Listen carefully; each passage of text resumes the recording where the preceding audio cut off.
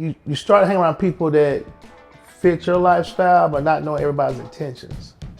Oh, right, yeah. And that's when you get involved in the wrong crowd. And what I will say is that everybody's your brother and they down with you, but when stuff hits the fan, you get in trouble, you're on that island by yourself. Yeah. Hey folks, I'm Brooks Derrick, and this is A Lawyer, His Friends, and Food. A show about local business owners, their journeys, and the thing that brings people closer together, food. On today's episode, how Tay Nelson and his wife Sarah built Bobby's Barbecue into a destination barbecue joint in Fountain Inn, South Carolina, all by watching videos on YouTube. Tay Nelson's journey has not been easy, and while some of the difficulty was self-inflicted, you won't hear him make any excuses for it. Although he did relatively well in school, he quit in the 11th grade. But he kept gas in the family car, continued to work in Bobby Sr.'s kitchen washing dishes, and got his GED. In his early 20s, after the health of his brother, father, and stepfather started to decline, he made some poor decisions, and to hear him put it, started hanging out with people that fit his lifestyle, who didn't necessarily have his best interest in mind. And at the age of 25, Tay Nelson got arrested, was charged with the hand of one is the hand of all, and was facing 30 years in prison. It was a 4-day jury trial. My trial started on Monday. My brother died on Tuesday. Oh. And on that Wednesday, I said, God, in that holding cell, I said, Were you out on bond? Yes, I was out on bond. Okay. From 2005 to 2009. Okay. Let's rewind back. So Monday, the trial started. My attorney didn't tell me anything about this. I've been dealing with this attorney for a couple of years now in the story. Yep. We go for the jury selection, dressed it up. Me and my mom, I went to all the general sessions, never missed a beat. You can find me without looking for me. Got your card in the mail, show Yes, up. Got your card in the mail, show up. Bright and early. Yep. Very respectful as I am now. We do jury selection. Well, during jury selection, we left at lunch, had lunch, came back. Ma'am, they finished up. Time to go home. They're like, oh, where you going? You going with them? That was my attorney saying at the time. And I said, what are you talking about? He said, you can't go to this over with. I said, you didn't tell me that. My mama freaking out. This was Monday. I said, mama, just go home. It's going to be fine. And he had like a little smirk on his face. Like this was a game or something. So you weren't aware at that moment in time that you'd have to go spend the next 3 or 4 nights in jail. Till it's over. Either jail or prison. And like I said, oh, I didn't tell you that? What you mean? Oh, you didn't tell me that. That should be on the checklist. Because the two jury sessions before then, he told me it was going to get dropped. He said, they don't have anything. It's probably going to get dropped. Don't even worry about it. I've been to so many general sessions to I lost count. But the last 2 I went before that moment, they had trial on the stamp on it. But he like, we'll go there for like 10, 15, an hour the most. Didn't even go in front of no judge. We sit in the back and be like, we probably going to drop this thing. The last thing, like, oh yeah, this is it. So even dealing with that. God, this is heartbreaking, man. Yeah, so we're dealing with that. So that Monday happened, Tuesday came, got to the courtroom late, man. I'm thinking, I don't know, I'm like, man, we got it late, like 30 or 45 minutes late. My mind sounded like a day late. And I was like, man, because I remember telling you got to be here certain time. So we got there Tuesday. I'm in the front, I'm up top. I don't see my mom, my dad. My brother went and go because he was in a wheelchair going. Tuesday was normally dialysis day for him, so he wasn't expected to be there anyway. What year is this? This is 09? Yes, 2009. So then they take me downstairs. I'm like, what the hell? I'm like, I'm late. Did they have a trial without me? No one saying anything. They got me downstairs in the bottom. Never been down there. It's like a cage. They got lockers down there and stuff. Yep. I heard somebody screaming, crying. Then I could tell it was a woman. As I got closer, it was my mama. And my mom was like, he's gone. He's gone. I said, who are you talking about? She said, your brother, Bobby Jr. She said he died, and that all happened that morning. Damn. So I never forget. It was a cop standing by the locker. He slammed the locker. They're gonna probably have a mistrial. They should just throw his ass in the box. Talk about my brother and get this trial going. So my mom really screaming by that time. I'm still listening. All this. We go back upstairs. That Tuesday, they start the judge set me late. Victor Powell. He had retired, came back to be a judge just for jury trials and stuff. He looked at me and said, I'm sorry to hear about your brother. I'm going to give you a few minutes to talk to your mama. We're going to get this show on the road. So what he told me. And he was like, I want no outbursts, this and that. So give you about 15 minutes. I talked to my mom. My mama said, what we're going to do? Like, she was like fading in front of me. Right. And I just said, what you always told me, put your trust in God. So that's what we did with that. Trial started. like officially started that Tuesday. When that Tuesday was done, I was done. Like they could have gave me 100 years. I wouldn't even thought no more about it. Got ready to get back on the elevators. And I'm beating myself up all the time. I touched her. I don't know this guy's name. He was a short white guy. He was a bailiff, whatever you call him, in the jail. And he wouldn't let me stop. He wouldn't let me go on the elevator until I stopped crying. And at first I was like, man, if you don't get out my face, man. Like I was like angry, crying. Just break. You leave the courtroom and just break like down. lost it. Because during the court time, I'm trying to hold it together. Right. I hear my mom behind me whimpering, my dad holding her. And I really got the boo-hooing. Like, and one of the cops was trying to push me. He was like, no, leave him alone. I got him. He was like, leave him alone. And he let me get it all out. And then he had me This little, was a little compassion right there, I guess. yes, but he handed me a little Bible they give you in jail. And he's like, you take this. And once I calmed down, he said, you good? I said, yes, sir. And he let me go on the elevator. And then I got on the elevator and I probably cried a little bit more. And I got back to the jail. Like, all right, you got to cut that shit out because you know what time it is. So he's probably thinking, he's not being a jerk at all. Oh, like, no. He's actually being compassionate and caring and loving of you. Oh, yes. Him and the lady who worked the desk down at the detention center. I forgot her name too, but she was an angel. Because she let me talk to my brother the night before he passed because I didn't have no money or nothing to call no one. And so when I got on that, got back to the jail Tuesday night, they got me something to eat, whatever. Yep. Wednesday morning, I got up in there. They started their routine and stuff. They bring you your lunch. They put you in the cell. They had a little recess, whatever. And that officer I call my big brother. He was my big brother Mo. Bring me something to eat. And I never forget. I'm not a fan of mayonnaise. Don't really eat it. Very rare. He brought me a cheeseburger. Man, you can see the mayonnaise off the side of that burger. You thought the mayonnaise was bigger than the burger. Made that whole thing. I don't think I even breathed while I was eating. They eat a cold bologna sandwiches and stuff. And I'm thankful for whatever I got. I'm not complaining. But I ate that sandwich and they brought us out for something and went back in. And I remember being in that nasty cell. I ain't took a bath in about 4 days. You ask for stuff, they don't give it to you. It is what it is. Yeah. I got down that floor. And during that whole time of reading that Bible, man, I was reading that Bible, praying. Did you have a relationship with God before that? Yes. Okay. Yeah. And I just got off track. Yeah. Oh, yeah. He never leaves us. Oh, yeah. Thank God for my parents, all my parents. Praying grandma. All my parents. I like yes. that. Prayed till I went to sleep, read my Bible. And then I had all this uncertainty, stress, and I remember getting on that floor. I laid across that floor. And it wasn't like a dungeon, but it wasn't the cleanest, but it wasn't the worst. But I remember laying face down, and I said, Lord, you know everything I done. You know I'm not no angel, but you know I didn't do what they said I did. And I said, if you give me a second chance, I serve the best of my abilities. But if I have to go down that road, I'm going to need you more than ever. And that's all I said. And I remember getting off that floor. I didn't know what was going to happen, but I felt like I had peace. Wow, okay. And I remember reading a little bit of my Bible, laying on that hard bench they got in this concrete slab with nothing. I laid down, I read a little bit, and I just went to sleep. I was at peace. So then they bring you back in on Wednesday, go through all that. Thursday come, they brought me out. They had some questions. They put me back. They brought me back out. They had some questions. The jury put me back. They said, all right, we got a decision. Man, I ain't never seen that many cops in a courtroom, not even on TV. I was like, oh, I know this a rap. I was like, I even asked one of them, I said, what they got these cops in here for? I was like, you ain't making no problems out of me. You know, like, you don't need all these people. Somebody can go home or go do some traffic stops or something. Like, goodness gracious. And they reached a verdict. When they first said, I could barely hear it. And the judge like, can you say it again? I remember saying that, and they heard not guilty. And man, I was shaking, crying. My mama had an outburst. He told everybody to be quiet, but again, gonna have a contempt of court. So I had 3 charges. One was 25 to 30. One was 7 to 13. One was 1 to 6. Got found not guilty on 25 to 30. Oh, and the judge told me, he said, if they find you guilty, I'm gonna give you the 30. Oh. He told me before they gave the verdict. I just want you to understand this. He said, you facing 25 to 30. If you get found not guilty, I'm giving you that 30. He said, you understand what I said? I said, yes, sir. Because when he first asked me, I just looked at him, not rude. I was like, gone. He looked at me. He said, did you hear what I said? I said, yes, sir.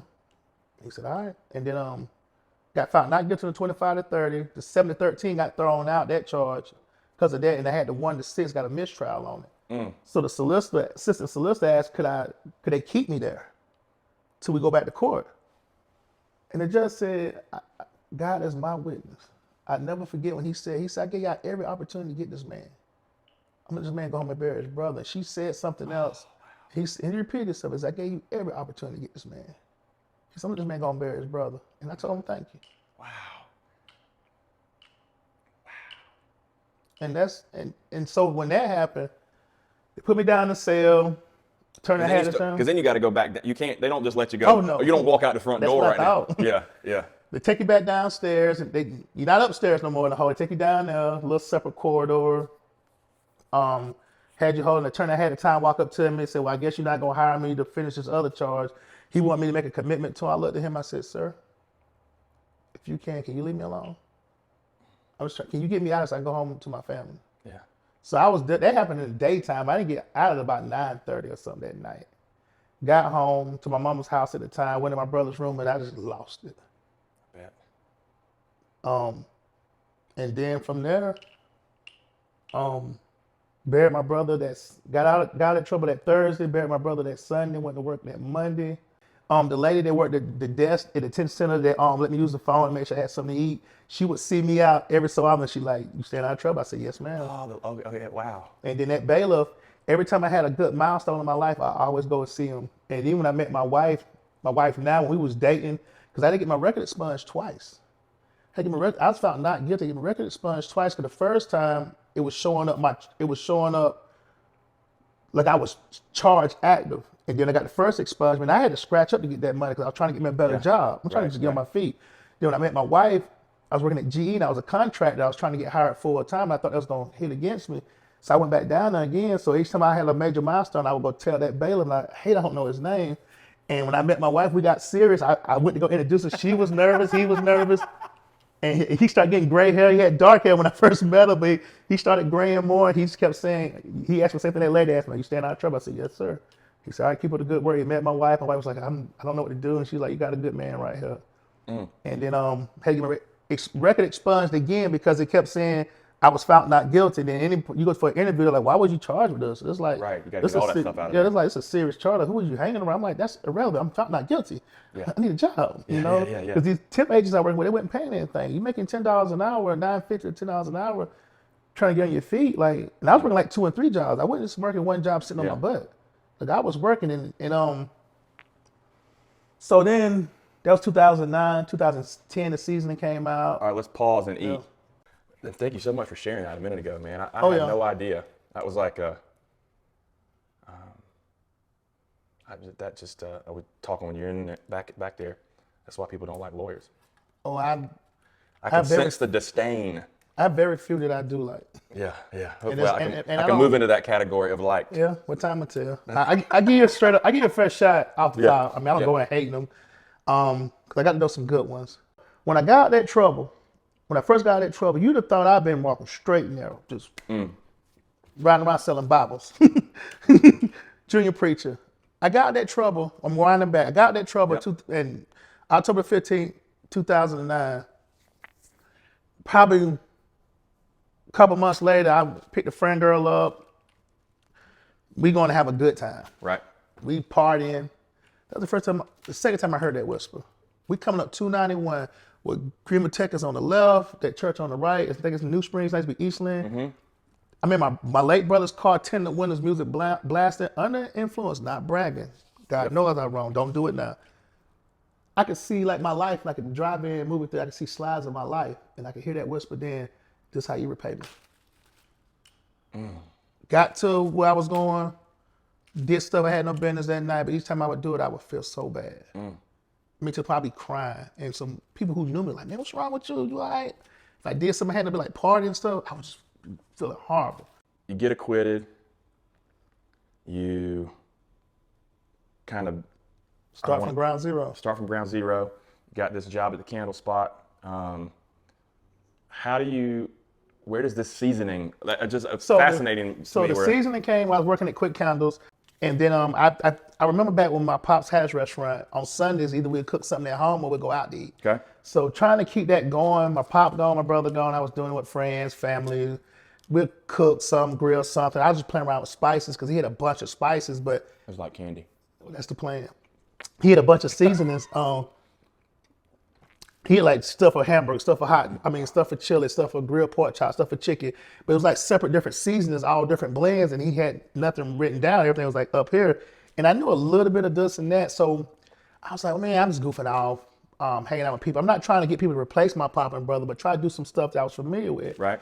So doing that, and then the gathering went the same. A lot of people, doing their thing.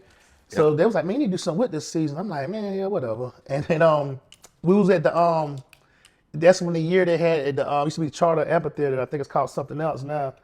They had it called a Black Family Reunion. So I took the season. I love the turkey, man. Yeah, that's the plan. I like to think I got a good one every Thanksgiving when I do it, but it's just amazing. Well, I got a few tips I can help you out. All right. Either if you're doing a whole turkey or just turkey breast. So I went out there with my big brother Mo. He was out there grilling like he always do, known for grilling and cooking. And I had this seasoning, and I had pork and I had chicken. And my goal was just take it out there, see what people talking about. And I said, if I get enough people complaining about something, that's what I'm gonna change. I had this book with me. I was gonna write down the comments. Yeah. Everybody loved it. Everybody called it something different. Okay. And I just had stuff I could remember my pop had. I didn't have anything written down. You're trying to like imagine this big shelf of and I'm trying to combine it all into yeah. Bobby's all-purpose seasoning. So then everybody loved it. I'm like, all right, I'm gonna get it. I'm gonna do something with this. It was like a tribute to them. The whole plan then was be like Newman's Own, with salad dressing. I need to find me a better paying job. I love where I was at and was hoping to grow there. And whatever I make from this is to help people. If it's soup kitchen, if it's helping somebody with their car, that was the plan for that season. That was it. Totally it. Then went down there, tried to sell it, fall for Greenwood at 2010.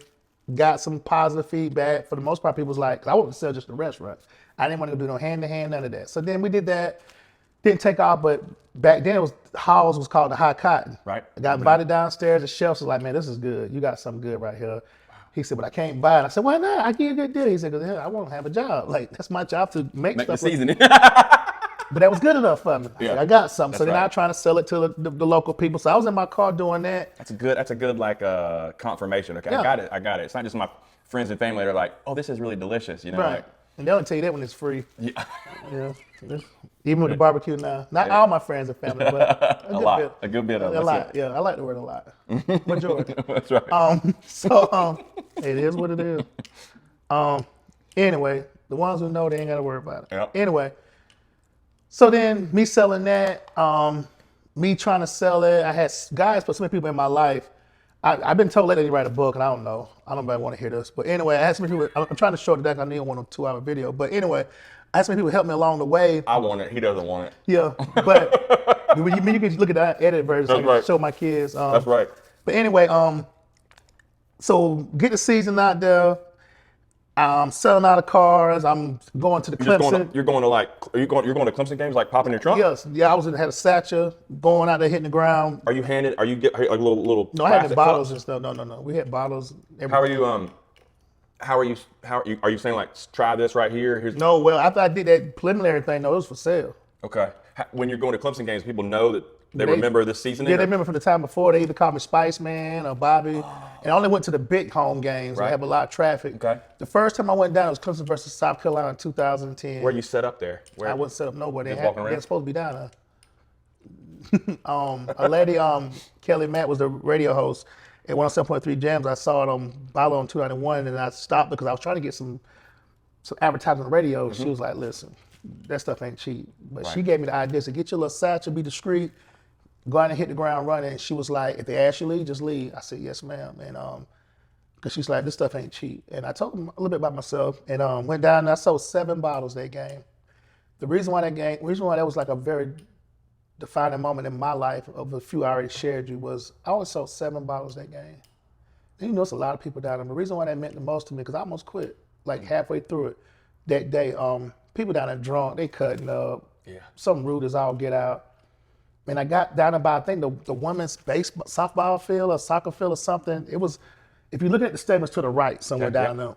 Down in the hole, down the dish, whatever. Yeah, like a dumpster down there. And I was like, man, I'm trying to do the right thing. I'm turning my life around. I'm being respectful. I'm being polite. I ain't being a pushy salesman. I'm doing the best I can. I'm like, jokers, like kill all. If you want, just say I'm good. I walk away. I'm not a pushy salesman. Even now, you know, that's why I hate about the meat prices and everything's so freaking high because it affects us. But anyway, I got to that dumpster and I looked at it.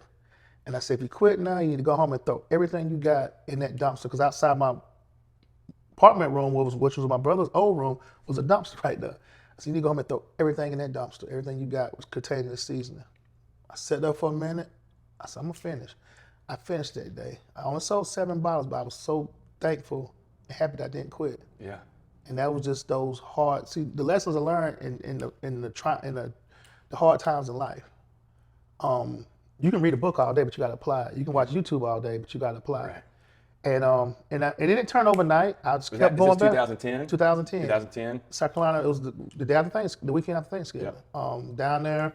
And each year I would go back. Like, if Florida State was hot, they played Clemson at home, or NC State or Carolina, I would hit those games up. Boom, boom, boom. And each year I would sell more and more. And I would sell out. And I'm doing all this stuff out the place I had, because I was USDA. I was legit. Insurance, all of that. We doing everything by the book. I ain't trying to go from Where were you putting that stuff? in the church, my mama's church. Late great man, late Bishop Smith, let me come down. They had like a D-hat kitchen or something like yes, that? Yes, you can do it in churches and certain things. As long as nobody's, they come check it out, make sure it's legit. But as long as you can't be in a spot where you can. It could be a home kitchen, or if it's here, it got to be where you would operate. It can be during the downtime. And that's public record. Because before that, I was selling out my car, whoever listened to me. I'm surprised I didn't get pepper sprayed or anything back then. Back then, I only did hair salons and barbershops, because they listen to anybody. Yeah. Got a funny story about that. But anyway, so I'm selling it. Each time I do something, I get more and more and more. I'm getting my confidence. You would think the way I talk now, I'll be doing it then. Back then, you couldn't get 2 words out of me. I had a woman one day clutch her purse. I was at the Sam's gas station because I was going to get some seasoning out of Sam's to make my stuff up. And she's like, what is it? What do you want? I said, I'm just trying to sell this season. And she's like, what? And I told her, and she's like, I'm good, but leave me alone. I said, goodness gracious. I was like, dude, you gotta get it together, man. And so anyway, I saw something on TV or something. It was like, you gotta be have a resume. Here are your bullet points. Talk about the things that you know about this. So in the blessing in doing that season of rough days, it was like therapy, because I was talking about my pop and brother without crying.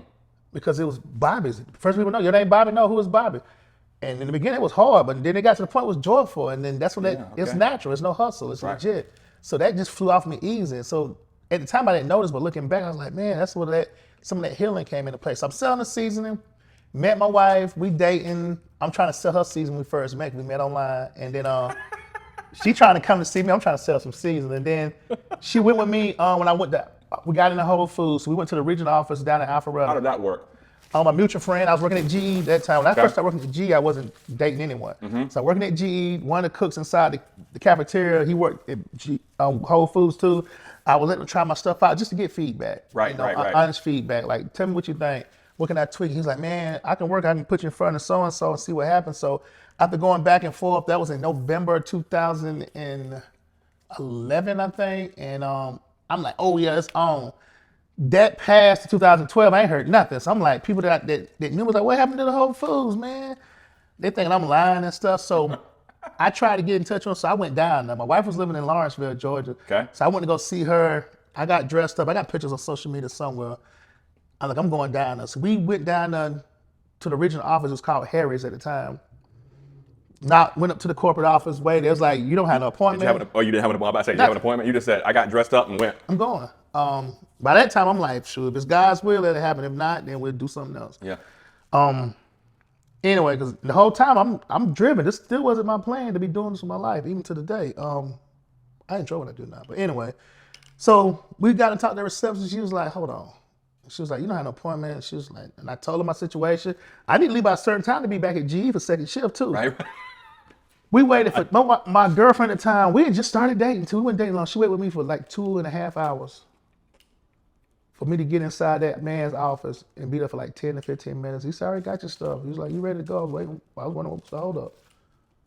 That was it. Told me what I need to do. I came out of there, dropped her off at her apartment, her townhouse, got a kiss, jumped in the car, changed my clothes, and I got G's parking lot, went to the locker room, and went to work. So they were just waiting on something? They just needed a paperwork from somebody back here in Greenville. He was like, we set everything up. We were wondering what was the hold up, you know? Wow. I'm stoked coming up 85, flying from Atlanta. And I've been hearing God's voice here and there, and I'm not the type of person to say I hear from God every day. I think a lot of times we feel it, but I've heard that whisper a couple times in my life. And I just heard him. I remember passing Carolina Auto Auction on my left. He was like, "If you trust me, you'll never want for anything. Can I trust you?" And heard that, kind of like David, you hear that in the field, but nothing happens. I'm like, I'm about to be filthy rich. I'm like, I don't know if I'm gonna be with my girlfriend anymore. I'm about to be I saw filthy that rich. on the Modern Man thing. I was Yeah. watching that the other day, and you're like, I thought I had Buy an made it. island. I was gonna be a billionaire. Shoot, I'm like, I don't know, this relationship gonna work. Now she done sat with me like 2.5 hours. Like, that's a good girl. Like, That's right. she asked me, did I need anything? Like, you got money? Because she knew times was tough. So anyway, I'm thinking I'm about to blow up. Man, you got to sell a lot of bottles. Right. You got to sell a lot of bottles. A lot of bottles. And they ain't paying, but Whole Foods was making more money than I was. It is what it is. Had to negotiate some stuff to get some more traction. Then doing that, and I'm like, listen, man, me and my wife married, we keep having these babies, but you need to get the job, man. At the time, at GE, thank for my opportunity, but it was at 2 pay tiers. So I wasn't getting paid that OG money, I was getting paid that new money. Yep. So I was working for MAU making 16. When I got hired on GE, I was making 15. I said, how in the world is this supposed to happen? Usually you get hired on, you get a bump up. Life is great. Right. Mr. Kim, great man I talk to here and there now, like a father to me. He told me that day I was sitting at the GE, he was like, listen, I hear what's going on. He been there like 20 plus years, so he good. He's like, I hear that. And he would talk to me like a dad. He's like, unless you got another job paying 15 or more, I need you to get up, get to work. I sat up for a minute. I said, yes, sir, and got my butt up. So anyway, we're doing the seasoning. Yep. It's good. When do you get married to your wife? When was that? In 2013. 13, okay. Yes. I better get it right, I'm gonna get killed. September something, I think. September 14th, 2013. Same day LeBron got married and Mayweather fought that day because caught the airport that night, the honeymoon in Asheville watching the fight. Anyway, you can cut it out and keep it. I wish she was the season because she had that same look every time I tell that story. So anyway, I'm selling the seasoning. I'm working. Season ain't really doing that good. I'm trying to push it. Like I'm pushing it. Is this 14, 15? This 13 still. 13 still, Like okay. from the time we met to the time I almost quit doing it, any spare time I had with not her work, I'm pushing this season. I'm committed to it. And I almost quit the season. I said, man, you know what? I need to focus on my career, focus on my wife and kids. And this one lady called me, one lady emailed me, asking about that seasoning, saying about, do you still sell it? I have health issues. It helps me. I don't get headaches because of MSG and stuff. And around that time, I didn't know at the time when I was doing it, but it was actually a healthy seasoning.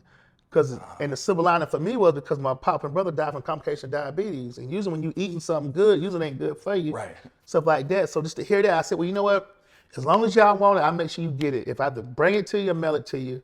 But I'm probably not gonna be selling it in the places I'm selling it now because it really wasn't taking off. Yep.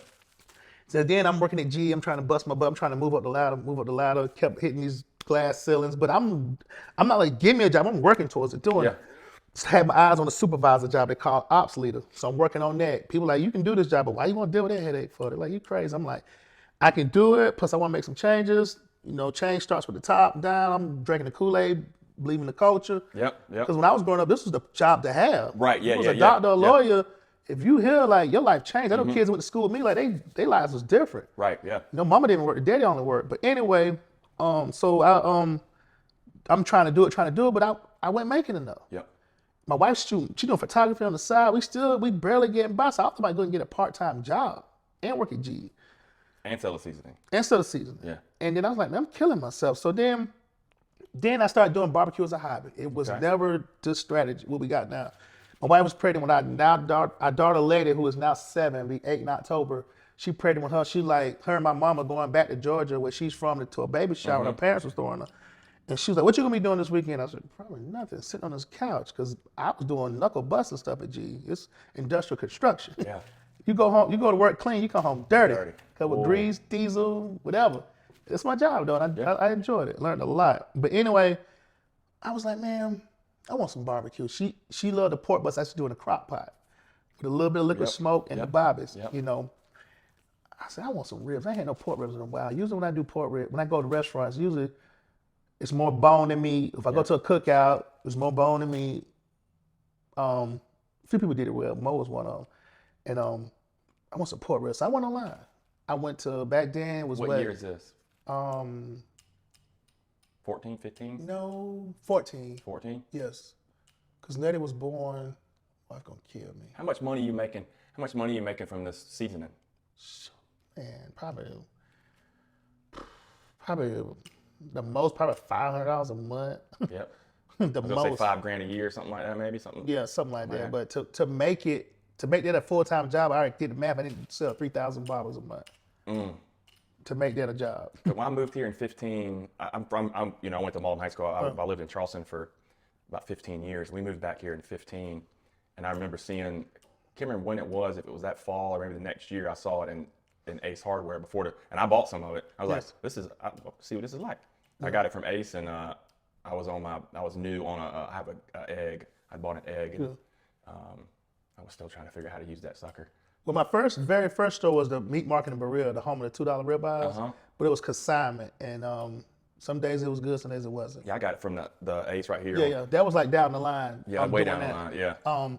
So then I started doing barbecue as a hobby. So tell me about this. You're like, I want some ribs.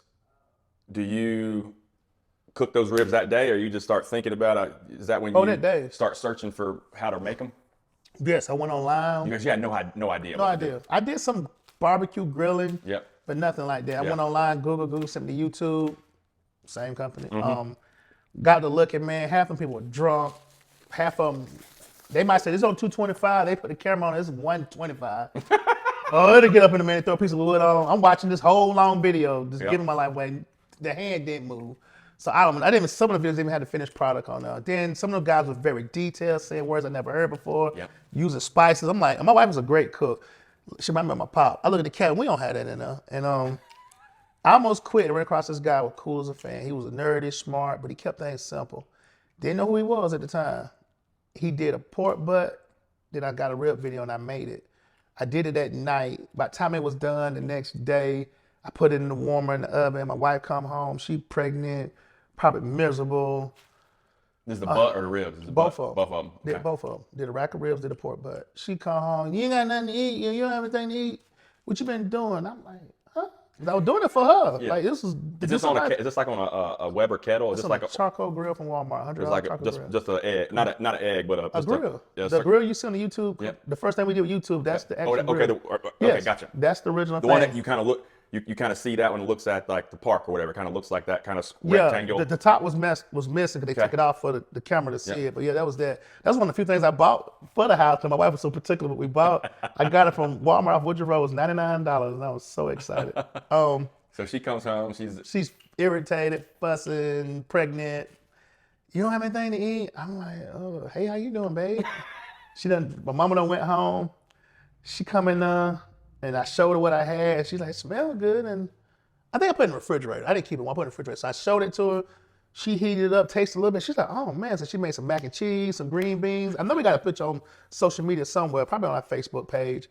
And she was like, this is pretty good. So you know when a man hear that, you know, dun, you know, like you did. Especially if you can make that transition from bad mood Betty to this is really good. Like in a short period of time, you're like, oh, I can do this. Yeah, so I started doing it every free time I have. Then she was complaining about that. And well, it was just pregnant, you know. Right. The baby been born by this time. And then I was watching this video and he was talking about brisket. He's like, if you want to be a real pitmaster, you got to learn how to do brisket. And I didn't consider myself a pitmaster. I don't really consider myself now. This is the title they give you.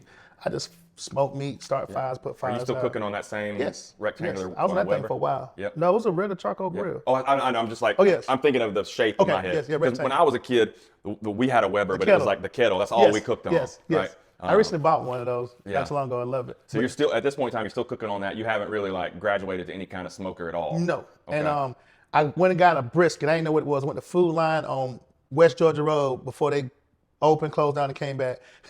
I got the brisket. Back then, that brisket could have been this big to me. In reality, it was like 2.5 pounds of the flat. So I was doomed from the beginning. So I got a picture on social media. I got a whole chicken I did and did the brisket. And that thing was tough as leather. It wasn't even ready to be wrapped, now let's be eaten. And I was watching Jimmy Kimmel at the time. And that's when Aaron Franklin, his name was Aaron Franklin from Austin, Texas. Franklin's Barbecue had put out a book.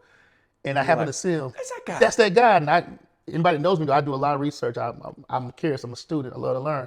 I got looking at this cat. I was like, oh, snap. He's damn famous. Yeah. So I wrote this cat an email. And my wife said I wrote a book to him. She was like, you're not going to Because I was trying to still cook briskets on my own. I was going to Walmart. If I couldn't cook them then, I would freeze it and then unthaw it and then cook it later. These are these select briskets. And anyway, so I wrote him an email. My wife said I wrote a book. She was like, he's not gonna reply back. I waited 7 days to the time, sent an email again, didn't hear anything back. So she wrote a better email, probably about this much stuff. 3 sentences. Got a reply back. It was his best friend, Benji, who's the manager down there, his wife's cousin, if I'm not mistaken. He wrote me back. I still got the email. And then I wrote back again another question. His wife responded back. Then one time he responded back, and then this and that. And so I'm still doing it as a hobby. I'm taking stuff to work. My wife wouldn't hardly eat it. All thing she would eat was the ribs and the pork butt. Okay. And the ribs weren't consistent because I didn't know the difference between baby back, St. Louis, and spare. So rib was rib. Why this was quicker this time and shorter time because back then. I've had that same. I'm just a hobbyist at home, right? I have that same problem. Like, what are all these things? What is because the stuff you got in there now wasn't like that when I started. Right. You had like clues, little Easter eggs. I'm coming through interview I can find in the article and trying to mesh it all together, right. fill in the gaps. So then I'm taking stuff to GE working, and some people would eat it, some people like hating. Then I had a few people who would try, and they'd be like, "Man, this is pretty good. You need to work on this, you need to work on that." But I was good. I started making those changes, but only doing it for fun. Yeah. So then, as I start climbing up the ladder, trying to make that move from hourly to salary, because that time salary was performance only. You get your raises. I'm like, but it wasn't just the money. It was like, hey, I can make a difference. I'm buying into the culture. I want to be here long term. And I had a renewed love for my seasoning because I was using it on the barbecue. Then, doing that. So once I did that, I got to cook for this senior engineer. So I worked out at test. By that time, I went from assembly to test. Met some great people from around the world, some very, very intelligent people. One of the guys, so they had job postings. So I'm like, I worked my way up, getting interviews, getting some strong consideration for some of these job posts. I'm like, I'm almost there. So a couple of times I'll take barbecue. I'm like, hey man, try this out. Let me know what you think. I'm getting to the hiring manager. Yeah, right. Hey, let me know what you think. And by the way, I applied for that job. Okay, I can't make no promises, but I see what I can do. And then they went to the department there. And, another job about to come up, you apply for that. And I thought they would just tell me what I want to hear. But some people like, listen, dude, most people don't get interviews. You get interviews. Like, people talking to you. I got to shadow a couple of people. So I'm like, this is God. I went to church. Me and my wife done fast. We done sowed seed. We doing it out, I'm doing everything except burning candles and incense, I'm like, this is God all day. And I didn't get one other job. I'm like, okay. So one of the engineers was like, listen, man. He's like, why are you still here? Oh, hold on. So I got to cater for these senior engineers. Right. It was short notice. They couldn't get food in. They said, heard you can do good barbecue. Can you take care of 2 shifts?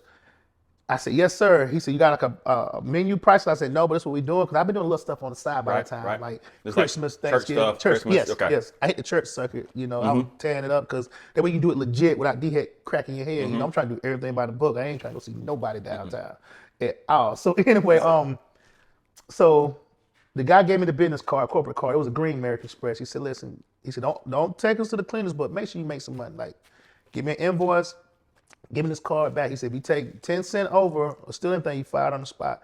And he wasn't rude about it. He was very casual. Yeah. I said, well, ain't you gotta worry about that. I don't lie, I don't steal. So he gave me the card to go buy the stuff. Yep, right. Prepare and charge him for it and bring it back. So we dropped off Saturday. We did a day shift, we did a night shift. We did chicken, pulled pork, baked beans, mac and cheese, sweet potato crunch. I know we got might be sweet potato crunch, mac and cheese, and green beans. I know we got pictures on Facebook. I know because I look at it every now and then. We dropped the food out, both shifts, me and my wife. She wore out. She drinking the Kool-Aid with me. I came to work that Monday, man. I was hesitant what people were going to say. They loved it. Prepared a little more than we should have, but we made the progress we wanted to make, so life is good. That's right. Then that same guy was like, why are you still here? And I'm like, man, why don't you quit saying that job? Man, why don't you give me that job?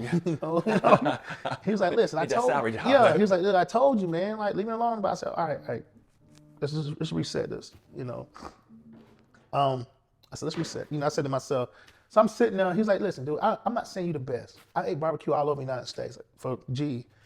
I'm not saying you the best, but these guys, I've asked these guys how long you been cooking this. They say you ain't been cooking that long. He was like, dude, you got a talent for this. Is that even in your imagination at that point in time? You're just like, this is fun. This fun's a hobby. Yeah. Be careful about hobbies. They become jobs if you're not careful. Yeah. It was just for fun. Something because I didn't have hobbies. Right. I really had too many friends. I had some, but not too many. You got a house, wife, kids. You don't get out much unless you're crazy. No. You Yeah. better be at home helping out. That's right. Which I'm That's right. starting to learn about 8 years in. That's what this is fun for Yeah. me, right? Is like this is an excuse to get out and meet folks that Yeah. because I have a 3-year-old, 18-month-old, and one that is -1 is going to come in like 3 or 4 weeks. Oh yeah. So I This have, might be your last one for Yeah, a while. that's what she's saying. Yeah. She's the boss. Hey, so. I'm staying out of it. Listen to it. Listen. You got to decipher the yeses when they really mean no. Ooh, that's a good one. Yeah, you Right. got to hear what's not being said. Yes, you can do it. That's probably a no. Yes. Yeah, You got to think about if I actually go, would she be all right? Yeah, if you can't check it's all the okay. boxes, That's right. No. I don't care how bad it is. I don't care if it's your favorite team. You got the best season out. That's right. Guy, you know how bad I want to go. Can you please make this up to me because I cannot go. But That's it. anyway, so when he told me that, I was sitting there and I was like, I was ticked off. I didn't want to hear that. So after I sat up for a little bit, I was like, you really think so? He was like, yeah. His whole demeanor changed. He was more pleasant as he always was. I kind of got on his nerves that day. So I started asking him a few questions. I just jumped into it like I do anything else. Looking at stuff, doing stuff. By that time, I bought me a smoker from Home Depot. When I saw that thing in the, you thought I could put 20 briskets on that thing. What kind was it? What was that? It was, I don't know, not Oklahoma Joe maybe. They had an offset. I got that thing to the house, got ready to cook some pork butts. I couldn't get the 2 pork butts on there. I was like, this is not big enough. They do anything. big enough. I was doing 1, maybe 2 on the charcoal thing. Just looked different. So we did that for a little bit until I got my custom built one, the one I still have here now. I'm probably gonna sell it soon if anybody interested in it. Just because I got some other stuff in the works. I need something bigger. My wife's gonna let me have 10 smokers.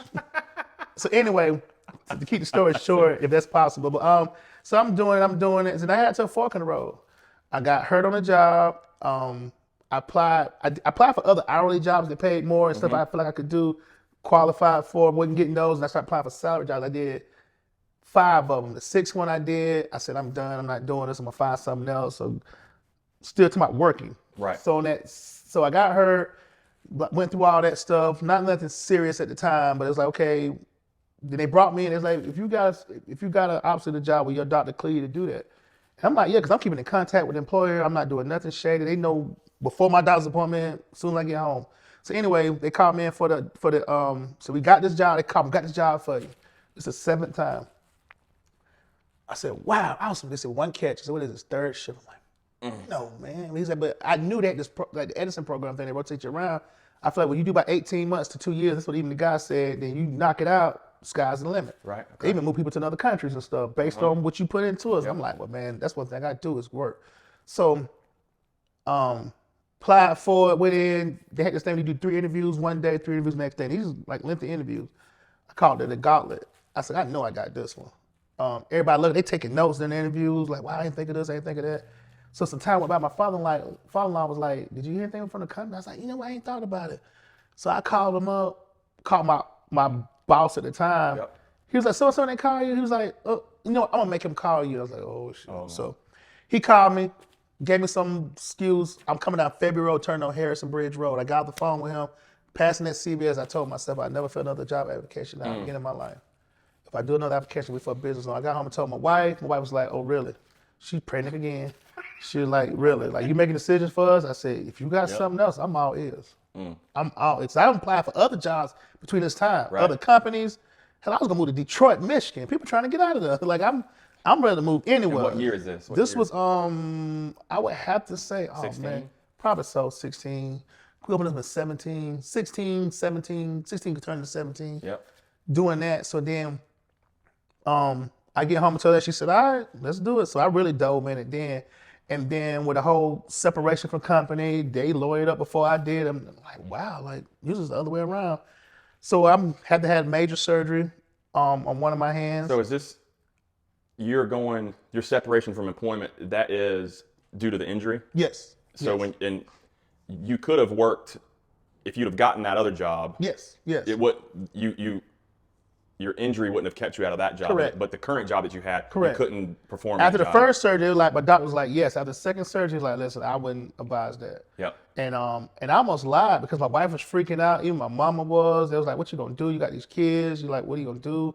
I mean, I grew up in poverty. You know what I'm saying? Like, I knew how hard it was, and felt horrible. And I got to that point with a lot of prayer, and I was like, if I'm gonna work myself like this, I'm gonna do something that I enjoy doing. Yep.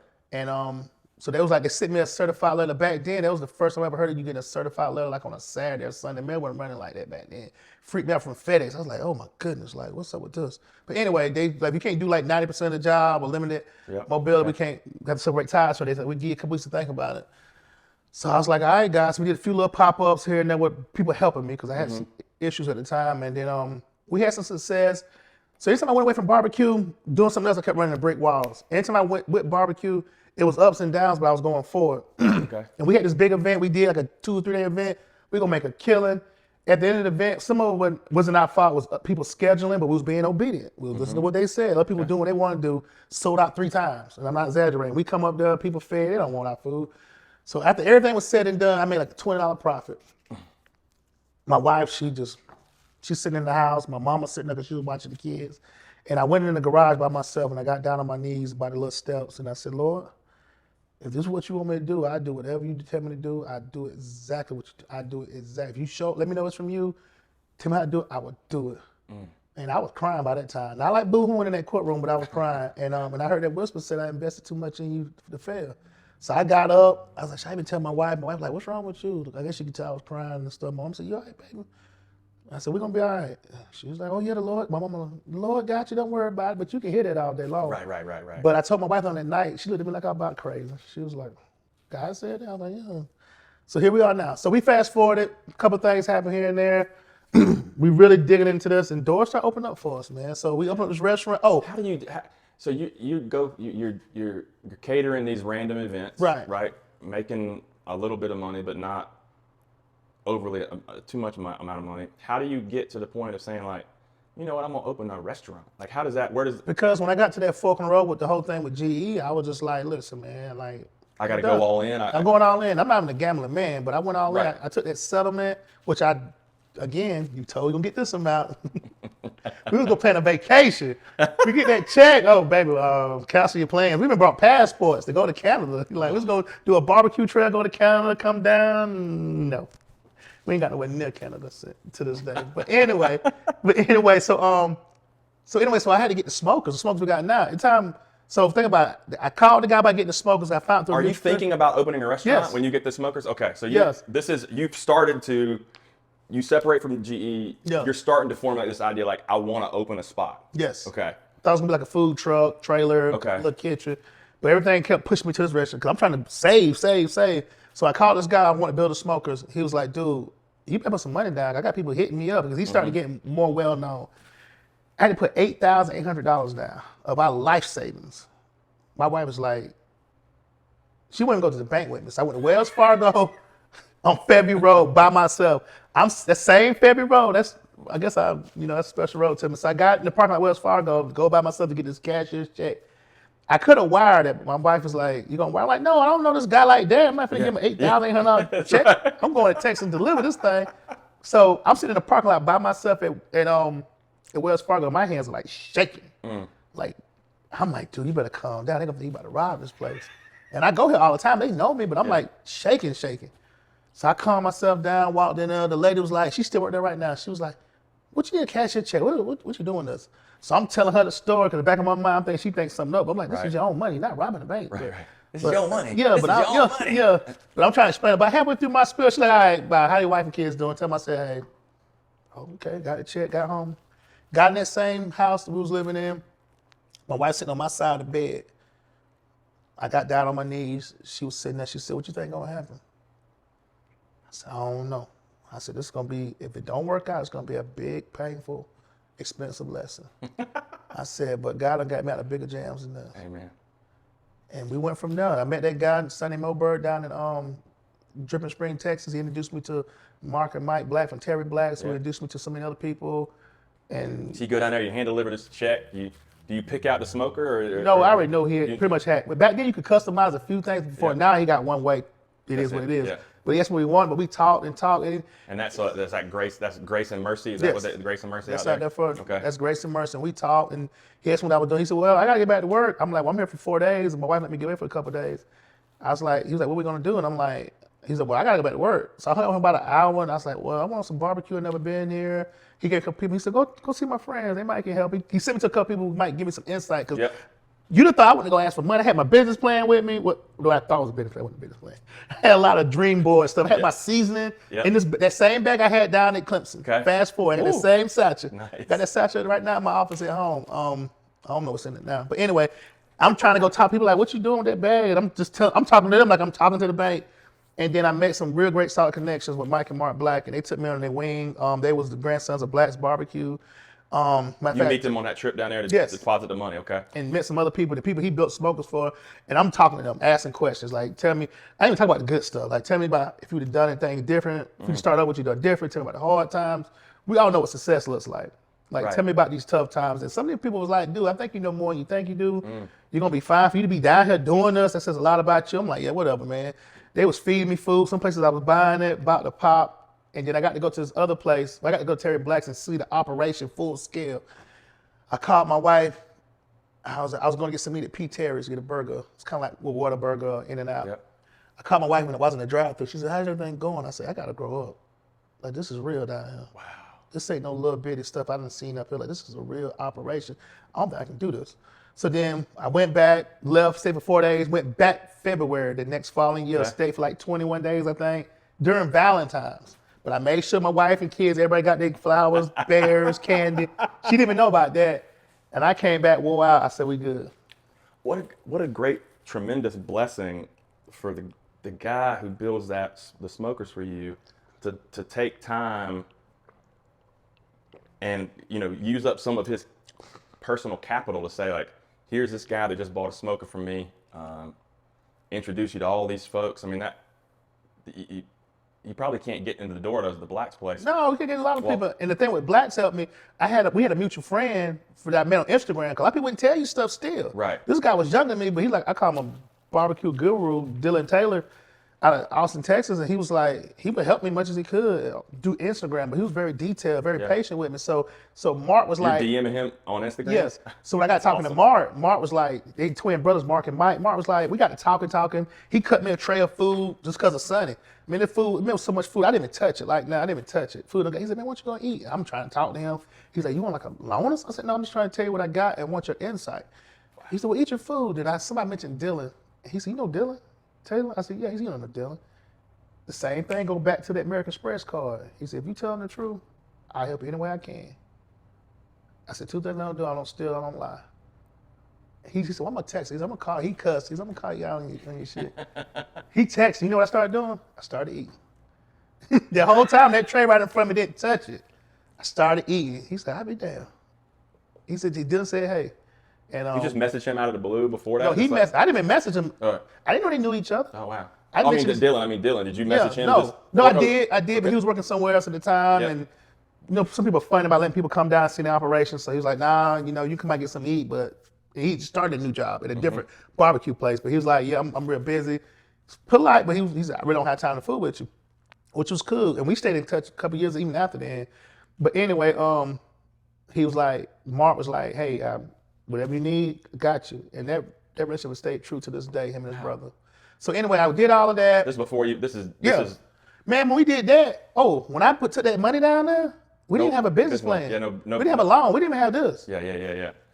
So you're thinking, where are you going to put where are you going to put grace and mercy in your driveway? Okay. Yeah, the plan, it was going to go in the driveway, and then Sonny was like, listen, man, you got to pay a crane to get that off. He said, how about you keep them here, because you already got your money down. Keep them here, let me know. I can push it out, just let me know, and I start on them. So from that point, we didn't find out about this property. We signed a contract in my kitchen in 4th of July, 2017. A handwritten verbal commitment to get this property, have 2 years, before they put it on the market, it went on the market, we need 2 years to get something built on here. After 2 years, if you're not actively looking or close to doing something, we're gonna put it on the market. That happened in 4th of July, and we broke ground 18 or something? No, we broke ground that same year, 18. Yeah, it was 18. We opened up October 2018. October 20th, I think. Okay. So from 4th of July to October, we got a loan. What's that,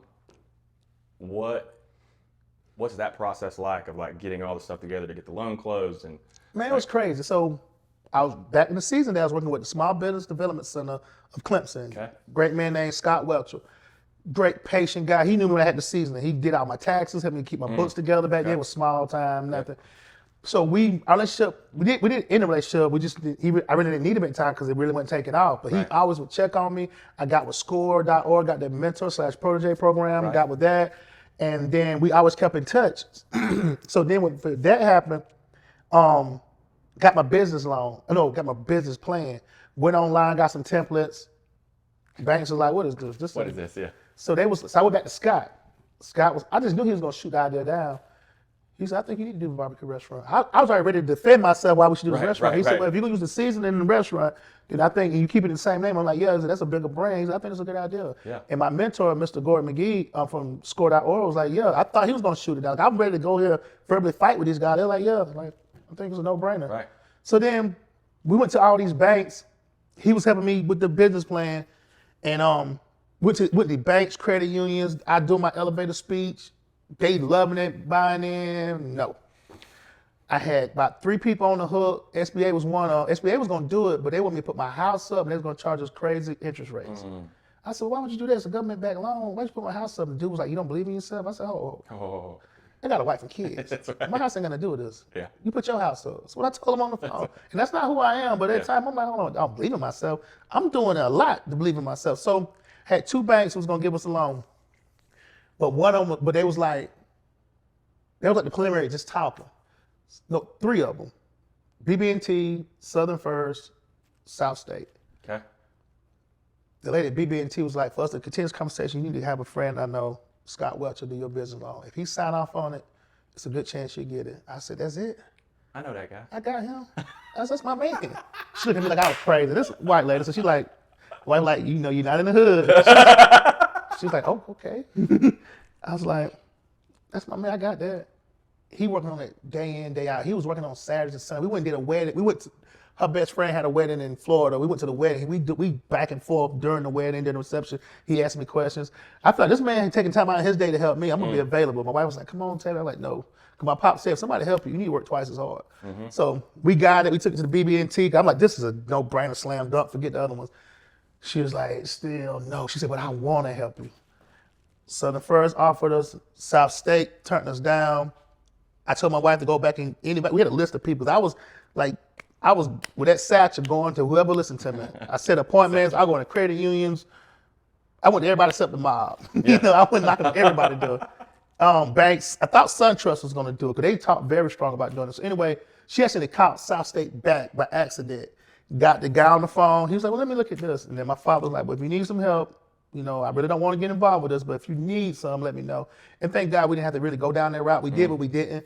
At the end of the day, it all worked itself out. And then he was like, so the guy from South State was like, we sent a business plan. And everybody who saw our business plan was like, man, this is a really good business plan. Like, this is very detailed. Like, they was like taking notes and like, you might get to copy this. And like, I'm like, what's the problem? Yeah. And I'm like, okay, something ain't right. Then, so we talked. So it got down to BBT was out, Southern First, and South State. So Southern First was like, hey, we got this, but this is the interest rate. I'm like, come on. He said, restaurants can fail. He gave me a number. South State, named Adam Farmer, a great friend of mine. We talked to this day. Got a love for him and his wife, Ashley. We met at Starbucks on Fairview Road. We got to talking about it a little bit. We probably talked about the restaurant this much. When I left, he said, you need to be a preacher. I said, no, I'm not a preacher. I said, man, I don't play with God like that. Some was sent, some went. And he didn't tell me that. I don't play with God. I tell that preaching dead serious, like, no. And we talked. He wanted to meet my wife. So we went to the office downtown, the big office. We sat down in this big old room. We was in his office, and he got to talking. And he got a little fidgety. And he got to stuttering halfway through his. I said, listen, you're not gonna look bad. I said, this is gonna work. I said, I would do everything in my power legally. If I was on the side of that road, sell them sandwiches, this will work. He said, I believe. He said, well, I'm sticking my neck out for you. I said, I promise you. Because sir, like, let him talk. I said, no. I said, sir, I You can promise see you. him getting nervous and just Yeah. a little bit like, I said, I promise you. I said, I would do everything in my power. And he's like, all right, man. And then fast forward to now, all them other banks that told us no done came in multiple times and said, hey, if you ever need a loan, give us that call and this and that. And I'm like, okay, whatever. So then we're here now. We built the smoke. We built everything in the building, got ready to do the pit room. Son is sitting the smokers up. His brother brought them up. We got the crane, dropped them down, built them up. Here we go, running a business. We was blessed from like the first 6 to 7 months. We was busy from time we opened, time we closed, run like a chicken with my head cut off. Last October marked 3 years, here we are. But in between that time, every time I had a real hard moment, like the day I picked guy fell through. Out of respect, I'm not gonna go in detail, but didn't have his life in order. That's the day YouTube called us. I didn't know it was YouTube, this lady. She called earlier that day. That was one of the questions I would like how'd they find you? Yeah, so, something happened, some article or something happened about learning on YouTube how to do something. Because at the time they was trying to find people who took YouTube and either help people or made a business or just something to give back to the community or something like that. It's inspiring stories. And she said she heard about us, and the lady called early. I said, man, tell that lady I call her back. I'm out there in the pit room. I'm still trying to run this place. I'm in the pit room. You ain't got a pit guy. I got a pit guy. Okay. She called back. So I got the phone like this. I'm in there with the thing, like true story. So she got to talking to me. And I'm like, I'm about to say, woman, I'm trying to hold it together. I'm like, I don't want my customers to know. I want my employees to think everything falling apart. Like, if you looked at me, you thought everything was great. Is this 19 or is this 20? No, this was before the pandemic. So that'd fall be of 19, fall of 19, okay. Yeah, fall of 19. So she said, I just have a moment of your time. She said, I promise. I even kind of told her what was going on with the pit guy. So she said, oh, I'm so sorry. My family had a restaurant. I get what you're going through. I said, they still in it? She said, I think they kind of scaled down or something, she said. And me and her still friends to this day too. Anyway, she was like, she said, can I just have a minute of your time? I said, yes, ma'am. So I walked away from the smokers. I don't even know what the smokers were doing. I walked around to the outside. She said, she asked me about the business. She said, can you tell me more about your dad and your brother? And something hit me. I'm like, most people don't ask about that. When you did the interview, they want to know about the business. Do you know this is a YouTube person that you're talking to, or what? Yeah, she said she represented for them. Okay. She didn't have a YouTube title, but she was the middle person. Yeah, okay. And Miss Grace, she cool as a fan. She younger than me too, but she's super cool. But anyway, named Grace. I won't say her last name out of guess privacy. But she said, tell me about your dad and your brother and what they mean to you and this and that. Something just came over me. And I was like, huh? I was like, okay. We got to talking. My wife pulled up. By that time, my mama watched the kids from Friday afternoon to Saturday sometime. Okay. Because we were just, we trying to figure this out. Yeah. My wife picked up. We got all this stuff going on. She was like, I was like, baby, I need to get on the phone. She's like, not right now. I'm like, I know that look. I said, baby, I got to run this pit room. I need you to talk to this lady. I don't know what's going on with her. She said she's from YouTube. And we had a lot of people approach us. So she's like, oh, most people want money. Oh, they want you to sign your life away on this piece of paper. So she takes off. I'm running the pit room, running back and forth. Everything's going pretty steady uphill. About an hour go by. I'm like, where my wife at? Like, how the conversation go? She come out there, just the real deal. Like eyes this big. I said, what? Like, talk. She's like, this is the real. She says, I even looked up online, looked her up, checked the company out. Just like this is the real deal. She said, I knew you want like credentials. She emailed stuff over. So I called her back. She's like, oh, you're gonna run her off. I called her back like, I'm sorry for, but she said, no, it's fine, Tay. She said, I got you. She said, I want to tell you a story. And they flew out like 13 people from California. They had a guy from Philadelphia who worked with Oprah many times, and had a guy from Charleston. And then the actual YouTube guy came. He was in my house. He was cool, chilling. He didn't say much. I gave him a shirt, a couple stocking caps, the ones we wear now. And he was just laid back, and he said, thank you for inviting me in your home. Thank you for this and that. He said, you're a good person, keep it up. And we did that thing in our living room. They had makeup people, like, it was like you to start telling us what you need. I'm trying to take care of them. They're like, dude, stop. They're like, we got you. The lady who did the makeup, she's from Spartanburg or somewhere. She did LeBron's makeup. Somehow she was like doing makeup artist, and she knew Zion's, and she did his stuff. So we was talking about all that in the course of this time together. We was there like 2 or 3 days. It was a full-blown production, like for real. Like you actually doing this like 8 to 10 hours, like for real. And we got a picture on social media. It was all in our house, and the guy like in the middle is the actual YouTube guy. And to this day, that relationship has brought so much to us, like blessed us. Like YouTube still work with us. Google works with us. I did a thing for, they had minority businesses. I did like this panel. I got thousands of people on this live panel and stuff. Like, they sent us Christmas gifts. They sent us something the other day. We got hoodies and water bottles. The other time they sent us mugs and stuff. Like, they even sent a card. I went to post it, but we didn't. Like, we look forward to working with you in 2022.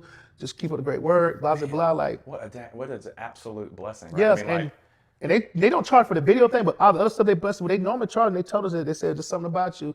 And my wife said, like, she's like, you got a direct thing with God. I'm like, if you knew who she know me. I'm like, I got issues. But anyway, they to this day they have kept their relationship with us, and that's nothing we could have paid for. Nothing.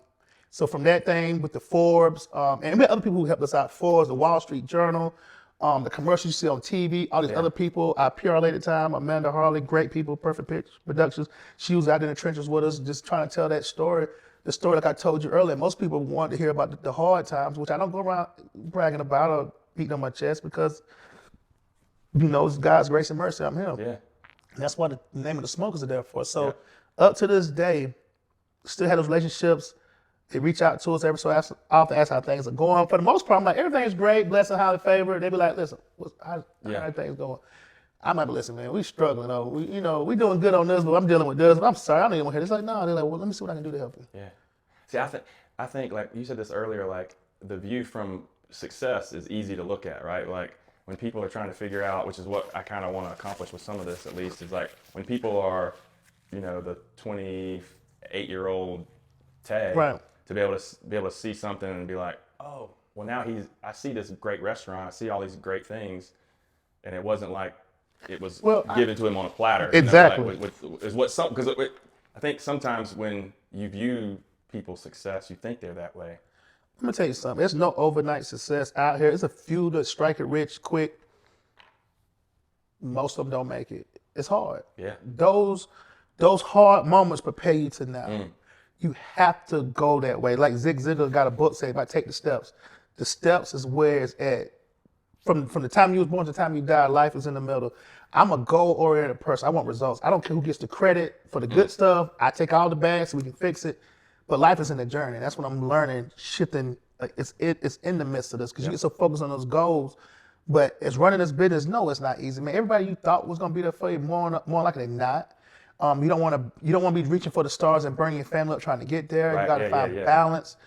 People think just because they see with all this and that, they think you're just rolling in dough like crazy. Don't get me wrong, we blessed, but not what people think. Like we have very small profit margins. We're dealing with all walks of life of people. When you're in a rural town like Fountain Inn, you got great people here, but everybody can come work in a restaurant. So you don't have the same pool from a Greenbow. You want people to come here and get paid where they get paid at BMW. If you can't really, some people, we got some great employees. We call family. I call them co-workers. Who some been with us from day one, some come and go. But the average person you come in here, they probably couldn't get no job anywhere. So you like Dr. Phil, prison warden, you're probation officer. Yeah, probation officer, husband, wife, brother, sister. And I enjoy some of that, but some of that stuff you learn a lot of mistakes. You learn a lot of things, and that from bad things happen. Getting burnt, getting taken advantage of, getting mistreated. And don't get me wrong, I mean, I'm not perfect either. I've had some things I could have done better, but you got to do it out of love. So it's like a ministry. You have to have that servant's heart, that servant leadership. It goes all back to God because without God, I couldn't do it. Everything I got is His. I'm just a steward. I'm just a vessel. This is what He had before us. And even in these challenging times we have with the whole political nonsense, all the other stuff you got going on, people need something authentic, real. When life knocks you down, how do you get back up? Yeah. People need to see them knockdowns more than anything, not to put your dirty laundry out there, but just see you go, because the employees have seen it. Yeah. How you get back up. When the person want to go into business, my first question is, why you want to do this? Tell me why. My father-in-law asked me that. Because he thought I was crazy. Why you want to do this? Because I said, I've tried everything else, and God keep bringing me back to it. Even you said it was good. I don't know. I don't want to do this. I ran from this. Yeah.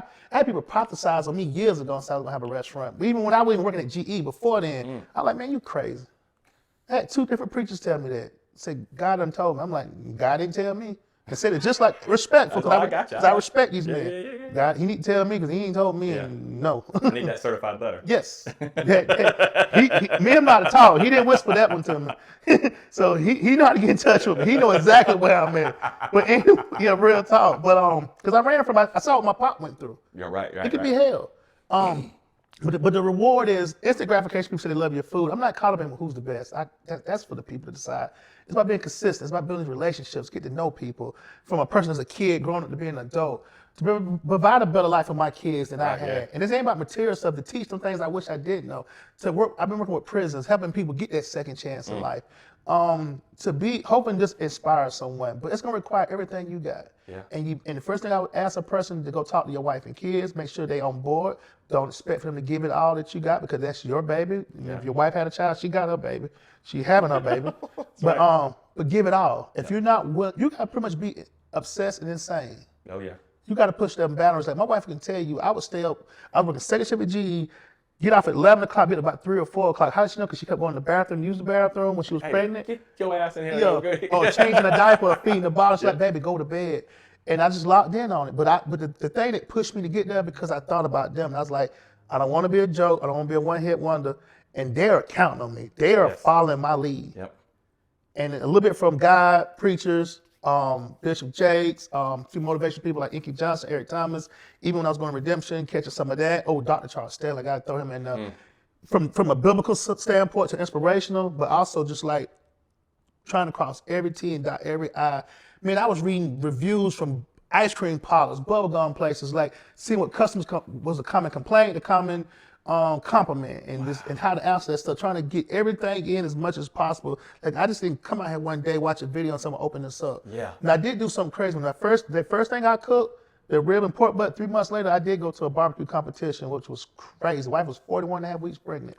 But I didn't go to win the competition. I just wanted honest feedback. The people really like this stuff. Right. So fast forward to now, something happened to me recently. God would not let you play it safe. I was in there washing dishes the other night, and I was like, God, you won't let me play it safe no matter what. I tried to play it safe at GE, to the transition in GE, to the transition out of GE, to this business. We was making long payments on this building about 2.5 months before we opened. When I'm like telling the builder to speed it up, which great guy who's a blessing to me and my family, but at the time I'm focusing on those bills, talking to the banks. But God makes it all work. Like you're gonna have to trust him. Yeah. He's not gonna let you play it safe. You're gonna have that walk on the water moment or step on that staircase without seeing it. And that's why the prayer I always pray to God, if it ain't your will, if it's not your will, please don't let me do it. I said that multiple times. To the fact, now a lot of people say you try to talk yourself out. No, because I know the thoughts in my head. And usually the stuff he pushed me ain't my thoughts. I'm trying to sit behind a desk. Yeah. He got you out here dealing with people. From the person who couldn't say 2 words selling seasoning to on national TV talking. Right. That's all him. Doing interviews with ABC News that went international. Man, that Wall Street Journal ad I was told cost over $200,000 for a full color thing. I didn't know it came out. That's the one with your big old face on the whole thing. Yeah. The pastor down the street, First Baptist of Fountain Inn, told me about it. He came and brought it to me and said, you know about this? I said, no, I heard some stuff was coming out, but they didn't tell me exactly what. I got it in my office. It's like, it's a great photo. I mean, it's just and that came from the original YouTube. So what I'm saying is that for people to want to do anything, count the cost, give it all you got, and you got to have a why. If you don't have that why and it can't be explained to me simple, quick, it can have passion, it can not have passion. But if you don't have that, do not do it. But even if you do it and you got your why and it don't work out as planned, it's not going to be wasted. Nothing ever wasted. Romans 8:28. All things work for the good. Even from my time as a kid, went through ups and downs, that time of that legal stuff, to even now, nothing is wasted. And that's the issue that I have a lot of times, especially for the body of Christ, and not trying to change it, but like, we're supposed to be the example of the salt of the earth, and we have lost our mind. Yeah. So if anything, God gonna take this place and love on people. I love on anyone who allow me to love on. We'll do it with a sandwich at a time, with a hug and a smile.